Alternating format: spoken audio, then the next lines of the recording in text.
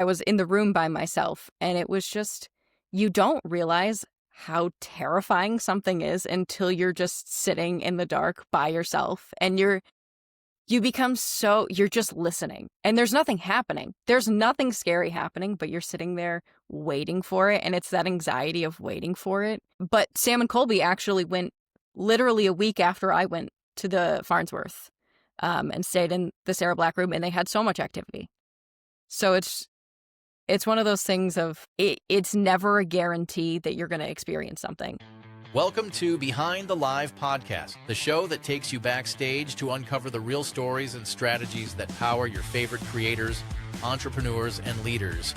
No filters, just honest, real talk. Now, let's get into it. Hello, I'd like to welcome everyone to our show today, and thank you for joining us. I'm Alan, your co-host, and joining us as always is the one and only, our CEO, Brian. Hello. How everyone is doing well this evening. I would like to introduce our wonderful guest, Gillian, today at Gillian Talks Ghosts. If you love the paranormal and the stories behind it, then you're definitely in the right place. So sit back for the next hour and enjoy the conversation with Gillian, our guest. So welcome. How are you doing today? I'm doing great. How are you guys? Oh, doing wonderful. Thank you so much. And thank you again for coming on with us and sharing your experiences with our audience. So we'll jump right into it. So as a creator, you have different formats. You have different platforms that you work off of across the board. But as a creator, what is the differences you find like between TikTok and, being like a podcaster? I think the biggest thing is TikTok is such a quick turnaround to see like engagement.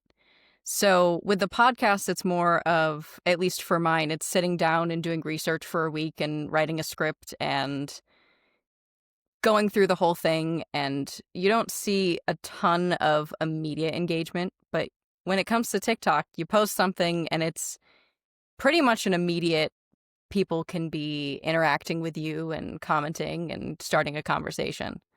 Mm-hmm. So when you connect with those audience, do you find TikTok as more of a valuable tool to drive them to other platforms? I would say so. I've seen since back in probably, I think it was June or July, I had a TikTok from Gettysburg when I was investigating Annabelle at the orphanage. And when that got posted and it kind of blew up a bit, I definitely saw more people going to the podcast, just finding through, TikTok and finding my Instagram. And it was kind of just a fluid thing that it definitely led to more people finding other avenues from the TikTok. So you mentioned your visit to Gettysburg with Annabelle. What was one of those things that really stood out besides meeting the possessed doll, of course? What was one of those things that stood out with that trip? It was just one of those experiences. When I had seen it announced, I thought to myself, wow, this is a once in a lifetime experience getting to investigate Annabelle. Unfortunately, that's not really the case anymore now that they've opened up the museum. But at the time, I thought to myself, I've never seen them announce an investigation with Annabelle. This is going to be once in a lifetime kind of opportunity. And to be able to investigate alongside of Nesper, who was there and leading the investigation, was just one of those moments as someone who's been interested in paranormal for a really long time, that it was, You can have your opinions on Nesper or any really group that you want, but it's one of those things that if you're interested in it, you're not going to turn down the opportunity to do that. Very true. And that is a once in a lifetime, especially with the entire road trip they did. I did follow that a little bit also.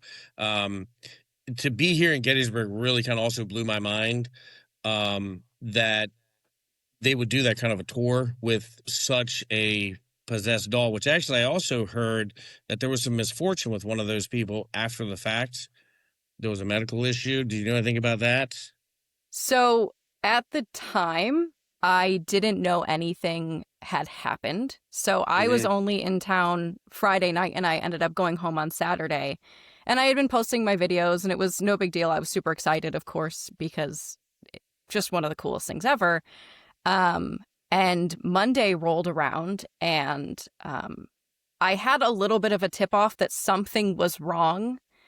But the person who had tipped me off was like, "You'll find out soon. You'll find out what happened soon." And I was like, Right.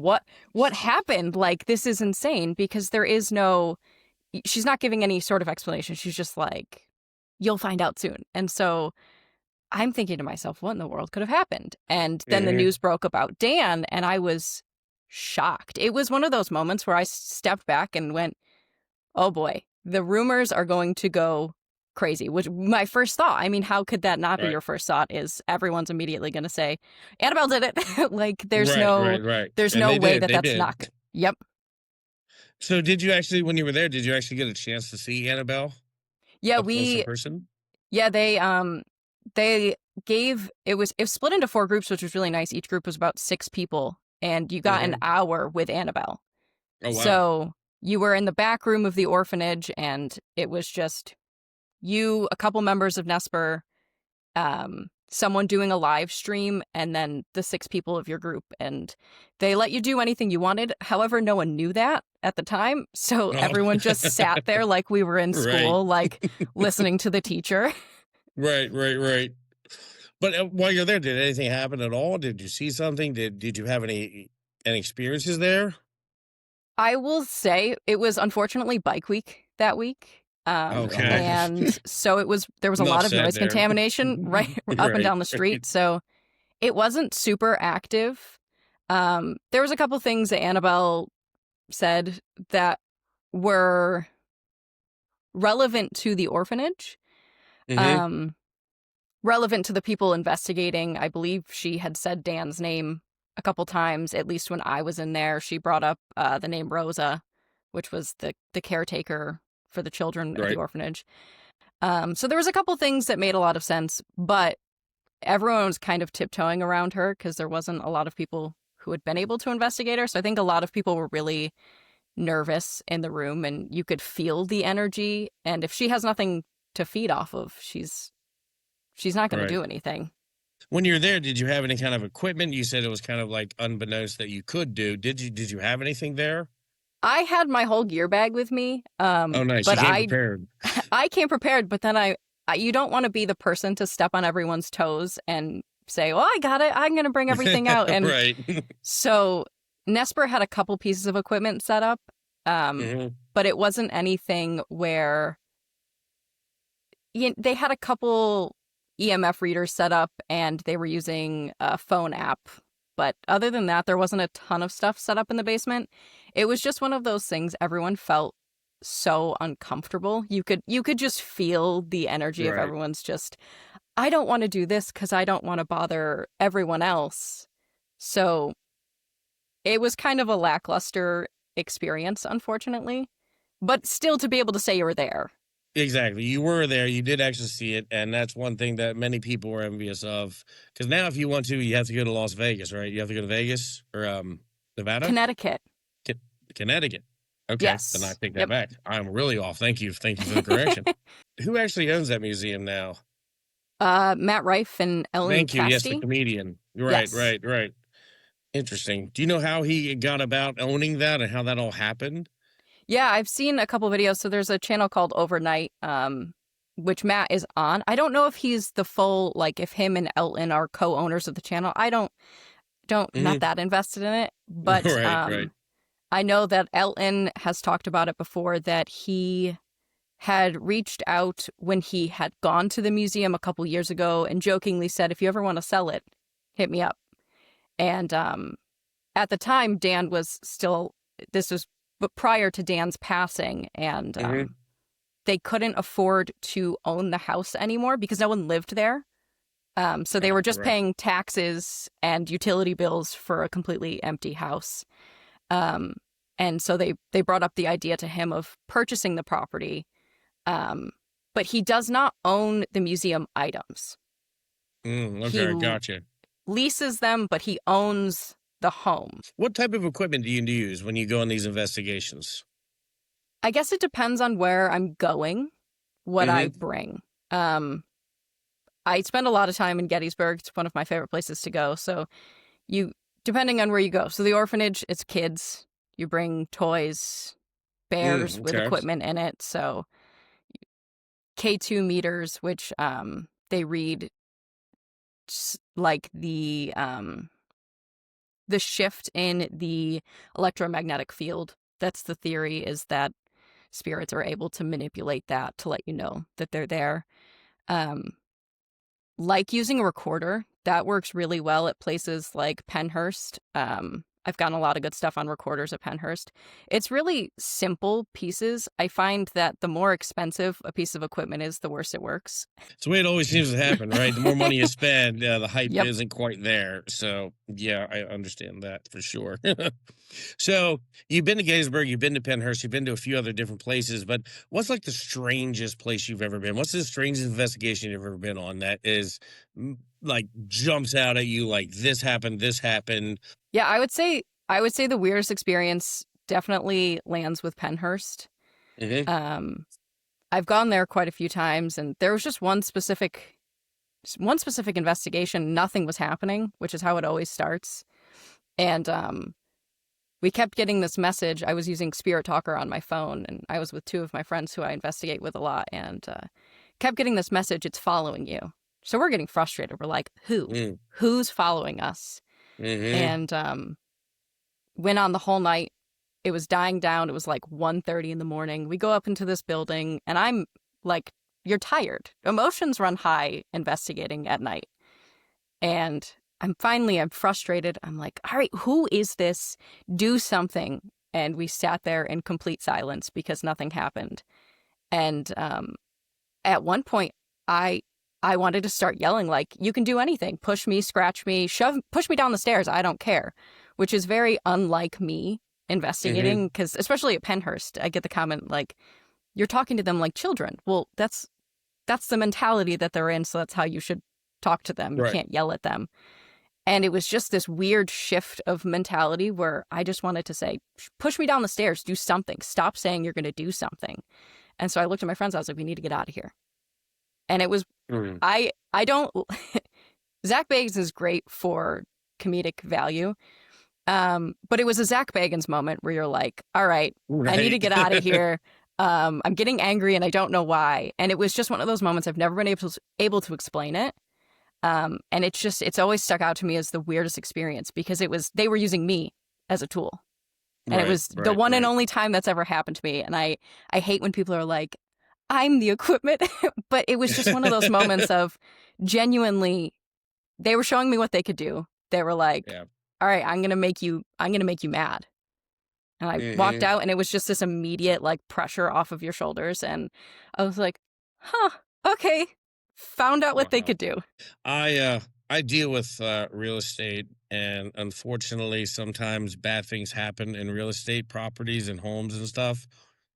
So yes, I'm very knowledgeable of what you talk about, how you can literally walk from one room to the next room. It's like a night and a day. It's like a snowy storm and a hot summer day. It's total change. Yeah. So yeah, I can definitely relate to you on that one. So getting into Gettysburg, have you ever been to the Jenny Wade's house? Because that is a hot spot for paranormal activity. Actually, Zach Beggs was down there, hanging out down there. Have you been there? What was your experiences there? Yeah, so the night that we had done the Annabelle investigation was actually split up between both houses. So you got to investigate the orphanage for 2 hours, and then you got 2 hours at the Jenny Wade house. And it was comically unactive.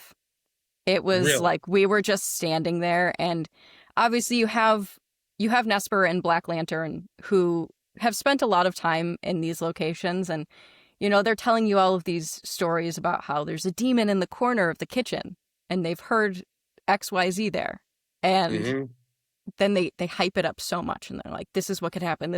And we just stood there. Whenever I seem to go there, things happen. So I stopped going there 15 years ago. So, because I got, actually a friend of mine showed me photographs. He was down in the basement where they finally laid her to rest while the battle was going on. And literally just these massive white orbs just filled the photograph. Not just a little spot, but I'm talking, in relevance to it. Now, this is an actual camera, so this was before digital, speaking my age. But he literally captured all these orbs flying around. And it wasn't one picture. It was like he went through the house and everything was fine. But as soon as he got into the basement and started snapping photographs, it's like the 10 photographs he took, everything was orbs. And then right after, he went back up and took a picture of the basement going down, the doorway, the cellar door, and the camera was fine again. Absolutely. That's my next place to rent out. I rented out the orphanage back in September, and just me and two other Wow. people. Such a cool experience, and so I've decided that next year I'm going to do it with Jenny Wade House. I didn't even know you could do that. That's Yeah. really interesting. So your experience with Jenny Wade House is a little bit different than Sam and Colby then, apparently. Yeah, I've heard crazy things about the Jenny Wade House, but it was just, and like I said, bike week. Because a lot of the spirits, one of them is a little boy there, from what I've heard. And someone said that they were communicating with him, but he said he was scared of it was lions or tigers. I can't remember which one. And they said, no, those aren't tigers. Those are motorcycles. And that was pretty much the end of it. So speaking of Sam and Colby, my daughter follows them very actively. So is there an issue of the Farrar School?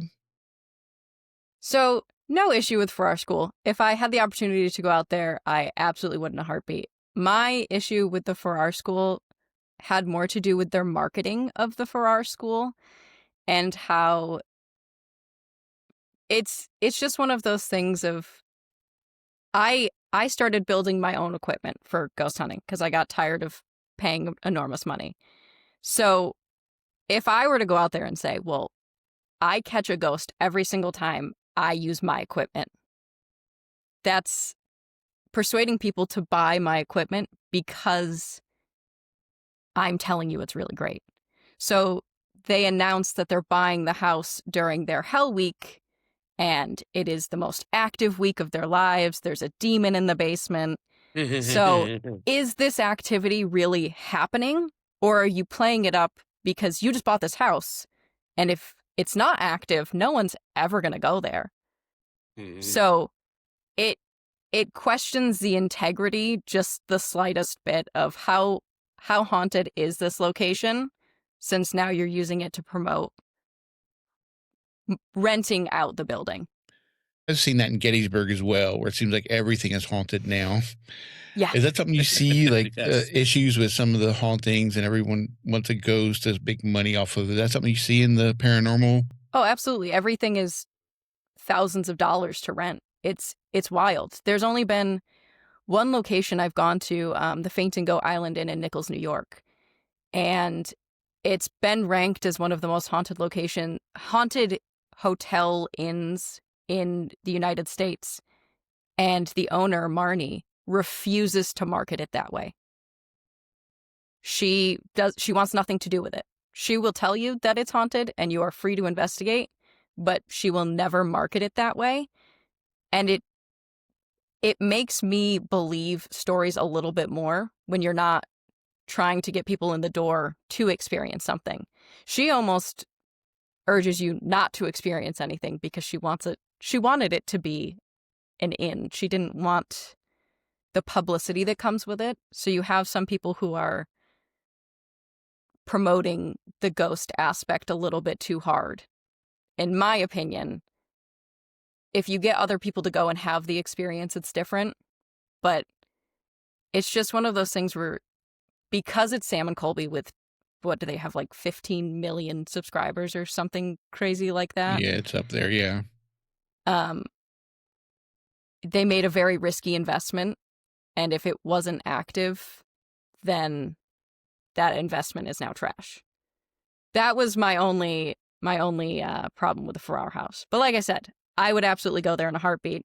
I've seen other people posting that they get experiences there. So at the end of the day, more than likely not a scam. However, I did post that back, I think literally a week after their video came out. So do you find a lot of that inside of the industry? A lot of people baiting ghost investigators to go into different places when really you find out later it was just a scam, it was just a hype. How do you do like research to really find that good place? What is kind of that inspiration with that kind of criteria on where to go and how to choose a place to do one of those investigations? I think that's something that's different with every investigator. I am really interested in history, and that's pretty much actually how I got into to ghost hunting was I loved learning history of places. So Gettysburg is super rich in history, so I got into it that way.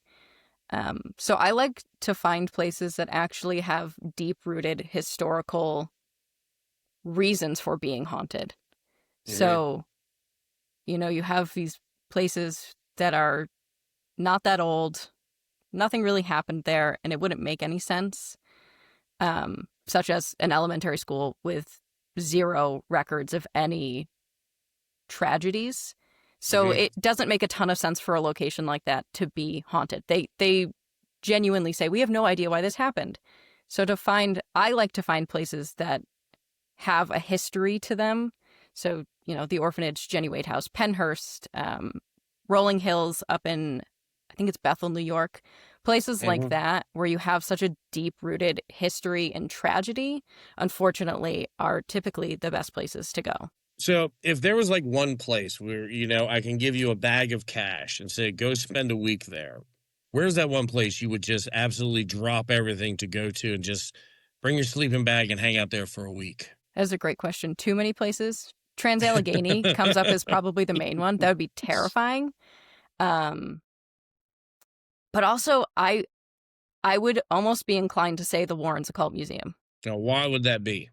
What is your fascination? What brings you to that location? Growing up watching the Conjuring movies definitely piques your interest into a lot of the Warrens' lives. But I've seen stuff from their museum when they came to Gettysburg. I believe it was like 3 years ago. They did a Warrens Paracon. They brought their museum. I had nightmares of some of the items in that museum that weren't even supposed to be that haunted for weeks. Oh, wow. So it's just this fascination of getting back in and being able to investigate things that maybe aren't what they're marketing as their most haunted, but that for me hold a place that it's just creepy in a way I can't explain. There's a connection there between that item some way, somehow with you. Yeah. Basically. Gotcha. So with the content you produce, both on all of your different channels and with your podcast, how do you keep your content fresh and engaging? I always try and post things that are relevant that I'm interested in. I never want to go somewhere that I'm not interested in going, or talk about anything I'm not interested in. There have been podcast episodes I've started writing and researching, and you get 3 days into research and I'm not into it. It's going to be clear I'm not into it. So I move on, find something else. And so I always try and make sure that anything I'm making is something I'm passionate about in research or creating. Do you find, like, in different times when you produce something you really don't put your all into, you have no passion about, like you talked about, do you find that content really doesn't take off opposed to things that you are very into, you're passionate about, you've got a fire for? Do you notice like a content quality or a content viewing representation in between the two? Yes and no. I think there have been some episodes of my podcast that I maybe picked out a topic for. I've done a couple Halloween episodes where I was interested in it, but it fit into the theme, so I put it out there as an episode. And it just, for me, didn't perform well. It was maybe a shorter episode. And so, yeah, I could definitely see that if there were things that weren't 100% me being passionate about it, it didn't perform as well. Your content is very unique. It touches on some sensitive subjects, and also fulfills a curiosity, that people have. But, how do you handle like the negative feedback or the criticism that people give? How do you personally handle that when you see all your hard work and effort to produce something and then someone comes in and just gives us that negative point? How do you deal with that personally? Yeah, luckily I haven't had a ton of like negativity that I've taken to heart. But there was one instance that it was a bigger creator, and I had posted a video talking about an experience that I had, and that video has since been taken down, not because anything I said in it was not 100% factual, because it was, and I think that's really important, especially in a topic that's so niche, is if you're not 100% confident in what you're saying, your research isn't done, you don't do your due diligence. If someone was to come and say something negative towards you, it's better to be able to say, well, no, I did XYZ or I said XYZ because it's 100% true factually or to my own experience. And with this one instance, and I really took this one to heart because it was someone who I had looked up to because they were a creator in the same genre. And I took it to heart because I was so confused because I hadn't said anything bad in my video, but she took it to heart because she knew something I didn't know. And so I looked back at the video. Nothing I said was inaccurate, but I could see how it would bother someone else who had different information. So I stepped back and I took the accountability for it, and that video isn't there anymore. So it's almost a give and a take of people are going to be negative on the internet, and you just kind of have to accept that if you're going to be putting things out there. But if you're someone who takes things to heart, just making sure that what you're saying is true, because especially in paranormal, people love to exaggerate and make up things. And if you don't have a leg to stand on that, no, what I said was true, I didn't lie about anything, then you can really take that negativity to heart. But when you're like, yes, I know what I said was true, you have something to open up a conversation. And I had a conversation with this person, and we cleared the air because there was a lot of misinformation on every end of the situation. So it was cleared up in that way, but I also took the accountability that maybe I need to just remove this video. Just kind of clear the air and be done with it, and don't allow it to become more than what it is. Yep. Basically, yes. Kind of, again, it's responsibility based on the content. And again, there's a lot of misinterpretation on the internet nowadays, for sure. So, but switching topics. So, do you have any place planning? Do you have anything you could kind of divulge a little bit? Any concepts you have? Any places that are on the horizon soon? Yeah, well, unfortunately, I am going somewhere tonight. I'm going down to Penhurst again tonight. It's supposed to be very good. 25 degrees. It's going to be miserable. Yes. But with the rumor mill going about Penhurst, I don't know if you guys have heard anything, that apparently they're selling to a data center and tearing down the complex. Oh, no, didn't know that. Don't know where they are as far as in the process, but there was like a whole petition out to try and sway the town and county to not allow this to happen. But I don't foresee that happening. I do think that it will eventually be torn down. So I saw that they had an investigation tonight, and I was like, maybe it won't be too busy because it's going to be freezing. So yeah, I'm going to Penhurst tonight, and I'm actually going to the Warrens Museum in February. Oh my, yes, you're all over the place then. Very cool, very cool. So what with Penhurst and stuff? I mean, you've mentioned it several times. A lot of the viewers don't know exactly what you're talking about. Give a little preview. What is Penhurst? Yeah, Penhurst.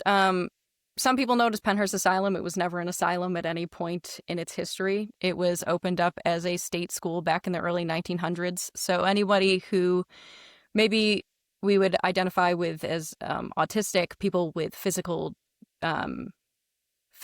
issues, so anyone who maybe they don't look up to the standard, they would kind of just be pushed into this place. There was a lot of mistreatment of individuals. I believe it actually opened up as a place for epileptics. So there was a lot of seizure medication being used on people who did not have seizures to get them to stay still. Lots of seat belts on beds because there weren't enough nurses to care for the individuals. It was just a really bad place for people who needed a little bit more help understanding the world. And I believe it was back in the 80s, a reporter went there and exposed what was really happening, how little money they were spending on each, they would call them residents. Hmm. They were spending less money per resident than a local zoo was spending per animal per day. Um, just really messed up stuff. They would pull teeth from patients who would bite them because if you're going to bite, you don't get teeth anymore. I believe they even say that Stephen Hawking would be in Penhurst. He would have been placed in a crib, an adult-sized crib, and he would never be taken out. He would have a diaper, and he would be completely ignored. And unfortunately, I couldn't even imagine the horror that those walls have seen in his time frame. So definitely I could relate and see where you're talking about with trauma and energy left behind by the voiceless souls that are in that building. And it's so cool that you are attempting to give a history behind those things and give a voice to those lost spirits without one. So you hunt ghosts, you hunt paranormal activities, so what's like one thing that people often get wrong about you with in this kind of a creation that you're performing? What's that one thing that you always, when you talk to people, they get to know you a little better, they're like, I would have never thought of that. I am extremely shy, which is one of those things. It's strange. If you saw me at a store locally, I would turn and walk the other way. It's one of those. I've always been a very antisocial person. Very quiet, subdued. People sometimes misconstrue me as being a mean individual because I don't talk to people. But as soon as I get into the mindset of investigations or paranormal, the majority of the time you can't get me to stop talking about it. So people would be pretty confused that if I'm not talking about the paranormal and I'm not out on an investigation, I'm very shy. And it's just one of those weird things that you can switch the mentality. And Yeah. Well, again, you have a passion about it, and that passion, that fire comes out and through. And, we see that a lot in different people as creators where this is their voice, this is their thing. And like you say, as we talked about a little bit prior, you have a passion for something, it truly shows. And people pick up on that passion, people pick up on that, and that intrigues them to follow, to listen to the podcast, to wait for the next video, to turn those alerts on because they feel your passion in the things that you do. And that's where we always try to inspire people. It's not about making the perfect content. It's doing what you enjoy, and your content will find other creators and your voice will be heard amongst many. And that's one of the most beautiful things that social media has, is finding that one person that you can change through your passion and your content. Segueing into this one, I mean, do you have like strategies with the content you make and the content you produce, but do you have like strategies on trying to grow a following, or you just kind of throw it out there and see what happens kind of a person? yeah, I just throw it out there and see what happens. For me, it's always been experience first, content second. I do it because I love doing it and I want to be able to share it with other people. So maybe I don't always have the best camera angles or videos, but it's because I'm there experiencing it and I want to be able to share it, but I'm not going into an investigation to create an ad. It's mainly for me to be there and then to share afterwards. Have you had any comments or relations with people you found online that have connected with you? Anything you can share, any stories that you might have, like, you went on an investigation, someone saw, someone related to it. Have you had any kind of connections with your viewers in that sense? It's actually kind of interesting. Before I even went over to TikTok and it was just a podcast, I got a friend request on my Facebook from someone. She lives locally, and at the time she was reaching out to find out if I needed any help with the podcast. And at the time it was in the first couple of weeks of the podcast, and I was, nope, I not in a place yet where I need help. But she's actually going with me tonight. It's going to be the first time I'm ever Cool. meeting her in person. So it was just one of those weird things where we lived near each other. but we would have never crossed paths had it not been for the podcast. And so now we're going to Pennhurst tonight, and she's actually the one who got me into the Warrens Museum.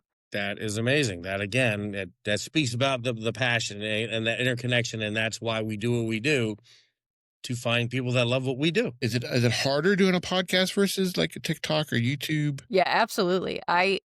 It's one of those things where I started the podcast because I was passionate about research. And the first episode I ever did was about Gettysburg. And I gave myself insomnia for about a good month because I could not stop researching the battle, the stories behind the locations. It was all I was thinking about for probably a good month.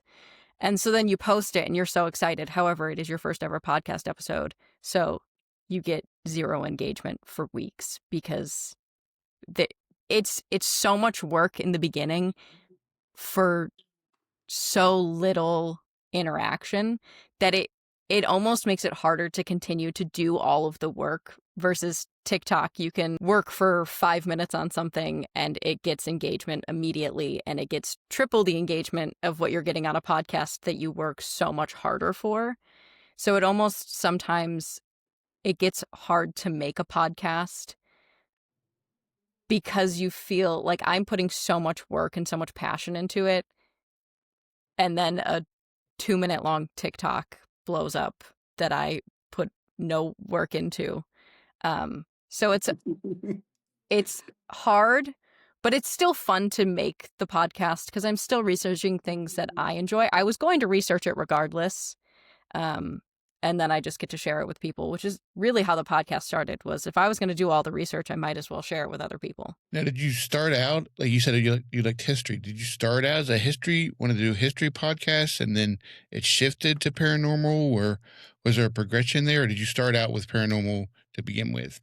It started out with I was trying to find paranormal podcasts that weren't just Reddit stories, which is extremely hard to find. It's either people talking about stories they find on Reddit or stories that were sent in by other people. It's really hard to find someone who talks about the history and then why the haunting happens.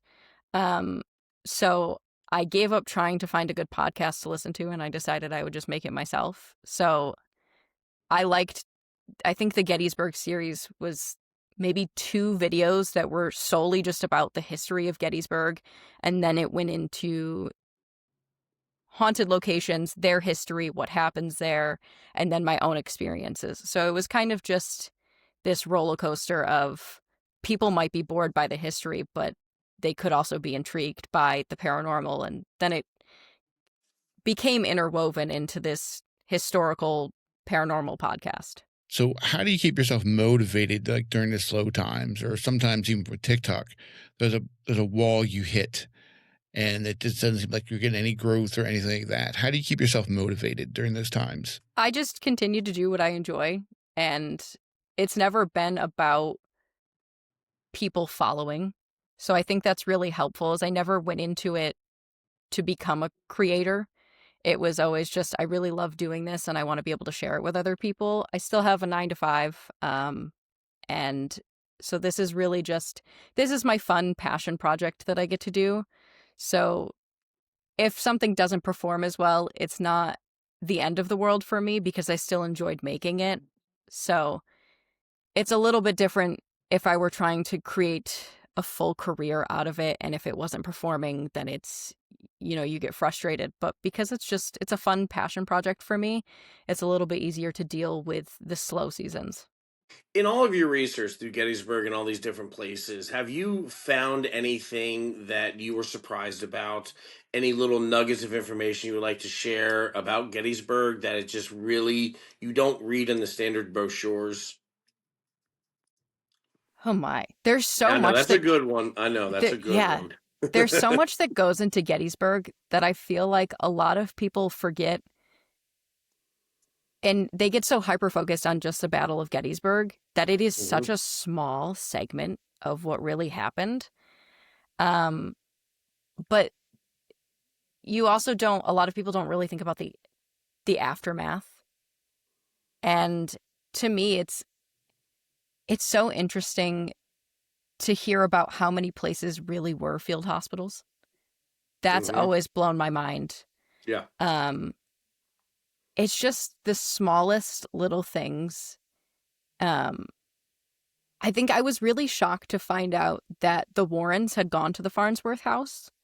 That Hmm. was a really surprising tidbit for me because it seems like everything the Warrens do is like publicized.